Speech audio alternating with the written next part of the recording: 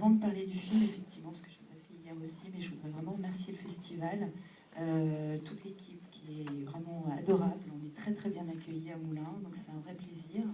Et je félicite également l'initiative du festival de mettre à l'honneur les comédiens, parce que c'est assez rare, que ce soit pour la compétition court-métrage, et puis pour les longs-métrages, les seconds rôles, parce qu'ils sont rarement mis en lumière, et je trouve ça vachement chouette de faire ce genre de choses. Et puis effectivement pour la diversité, le choix des films, parce que vraiment je trouvais que c'était une programmation vraiment de qualité. Et puis je suis ravie d'en faire partie. Et de façon un petit peu plus personnelle, en fait, je suis particulièrement émue parce que j'ai la famille qui a fait la route d'Aurillac pour venir voir le film. Et je suis vraiment très heureuse qu'ils aient pu le découvrir sur grand écran. Voilà, donc maintenant je vais parler plus du film. Alors, 9 mètres carrés n'est pas un film autobiographique, hein, je n'ai jamais été séquestrée. Je ne suis pas particulièrement folle ou névrosée, enfin pas plus que la moyenne, donc voilà. En fait, si j'ai eu... excusez-moi, je suis émue, je tremble. Si j'ai eu l'idée de ce film, en fait, c'est déjà parce que... Enfin, c'est mon deuxième court-métrage, et c'est vrai que moi, je m'intéresse assez au retranchement psychologique, tout ça. Et en fait, j'ai une connaissance qui travaillait pour une organisation humanitaire et qui a été prise en otage, en fait, et enlevée dans un pays d'Afrique. Et donc, voilà, elle s'est retrouvée à être séquestrée pendant 9 mois. Et donc, c'est toujours des situations horribles, mais c'est vrai que là, moi, du coup, d'avoir un visage, en fait, sur cette personne, ça m'a vraiment, pendant ces 9 mois où je me suis énormément interrogée sur comment on pouvait voilà, survivre à ce genre de situation particulièrement extrême.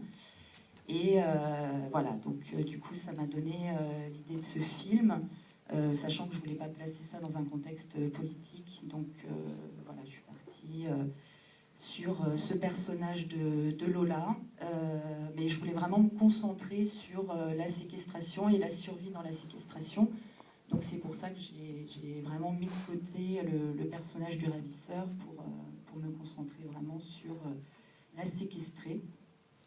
Et alors pour ce qui concerne Adélaïde, en fait, donc quand j'ai commencé à écrire, j'ai eu très rapidement besoin de mettre un visage en fait sur ce personnage. Et en fait, on se connaissait déjà avec Adélaïde, donc pour moi ça a été évident, parce que déjà on s'apprécie personnellement et puis je trouve que c'est une excellente comédienne, forcément. Voilà, donc ce qui fait qu'en fait, voilà, je lui ai dit très rapidement que j'écrivais pour elle. Donc voilà, mine de rien, on préparait presque déjà le film alors qu'elle n'avait pas encore lu le scénario. Voilà, je vais raconter la petite anecdote d'hier sur quand je lui ai envoyé en fait le scénario pour que voilà, parce que pour moi, même si elle était assez enthousiaste sur le projet, j'attendais quand même qu'elle ait lu pour être sûre enfin, voilà, pour prendre vraiment un oui, un vrai oui. Et donc après l'avoir lu, elle m'a appelée et puis elle m'a dit, écoute Sandy, je sais pas trop comment te dire ça, je viens de lire et j'aime pas. Donc là, moi, je me suis décomposée et pendant la seconde d'après, me dire, j'adore, voilà, c'est vraiment le genre de rôle que j'aimerais interpréter, tout ça. Et ce qui fait qu'en fait, on a, comme voilà, c'est très très long de monter des projets, les recherches de financement, tout ça. Donc ça a pris à peu près 2 ans. Et du coup, pendant ces 2 années, on s'est préparé au rôle. Parce qu'en fait, on n'a jamais répété, à part la veille du tournage, où on a répété 2 scènes. Mais en fait, on l'a préparé comme ça sur la longueur, en discutant beaucoup. Dès qu'on se voyait, on en parlait. Comme moi, bon, forcément, c'est un sujet délicat. Je pense que il n'y a que les gens qui ont fait vraiment l'expérience de la séquestration qui peuvent savoir ce que c'est. Moi, comme je dis, c'est une proposition, c'est des choses que j'ai imaginées. Mais avant tout, je me suis interrogée moi-même en tant que réalisatrice à travers ce film. Et forcément, du coup, je me suis énormément documentée sur le sujet, notamment l'histoire de Natacha Campouche, n'a plus de secret pour moi, et puis bien d'autres en fait sur des études psychologiques et tout ça, parce que je voulais vraiment axer le film sur l'aspect plus psychologique.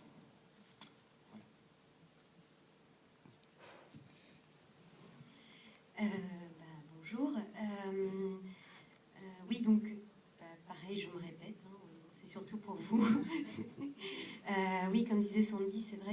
on se connaissait avant, pour moi c'était chouette parce que évidemment je savais que Sandy n'était pas complètement cinglée. Ce qu'elle ne sait pas par contre, c'est que quand j'ai lu le scénario, évidemment ça m'a fait un choc parce que je suis vraiment complètement rentrée. Je me voyais pas en fait à la lecture, je me voyais pas encore interpréter le personnage de Lola. Voilà, j'ai lu le scénario d'une traite, je l'ai posé, j'ai vraiment eu besoin de sortir, de me promener, de prendre l'air, avec une peur en même temps, parce que j'allais affronter la rue, il était un peu tard. Voilà, et même si je savais déjà que j'avais envie de faire ce rôle, voilà, il fallait un temps pour moi de me sortir un peu de cette lecture. Et voilà, et ce qui était chouette, c'est que comme on se connaissait avant, je me sentais en totale confiance pour travailler ce personnage avec Sandy. Et effectivement, ça a pris un certain temps avant que le tournage se fasse. Donc ouais, 2 ans à peu près, où on se voyait régulièrement, on en parlait. Et ce qui était chouette aussi, c'est que Sandy avait aussi besoin de me parler de l'aspect technique, des plans. Et du coup, on échangeait aussi nos doutes. Et voilà, ça rendait